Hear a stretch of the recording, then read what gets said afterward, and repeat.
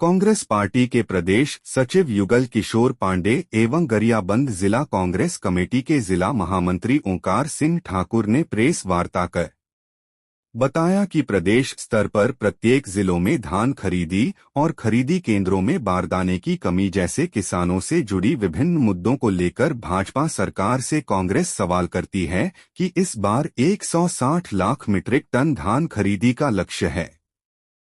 इसके लिए 14 नवंबर से 31 जनवरी तक का समय निर्धारित है। शनिवार, रविवार और सरकारी छुट्टियों को घटाकर कुल 47 दिन मिल रहे हैं। इसका मतलब यह है कि प्रतिदिन सरकार को लगभग 3.5 लाख मीट्रिक टन की खरीदी प्रतिदिन करनी होगी, तब जाकर लक्ष्य पूरा होगा। विपक्ष ने भाजपा सरकार पर निशाना साधते हुए कहा कि वर्तमान में जिस रफ्तार से धान खरीदी हो रही है उसमें लक्ष्य प्राप्त करना असंभव लग रहा। कि भारतीय जनता पार्टी की नीति है, जो सरकार 1 साल से यहाँ पर काम करी छत्तीसगढ़ में, इन्होंने धान खरीदी की नीति में जो परिवर्तन किया, इनके पास कोई अनुभव नहीं है, कोई व्यवहारिक इनको ज्ञान नहीं है।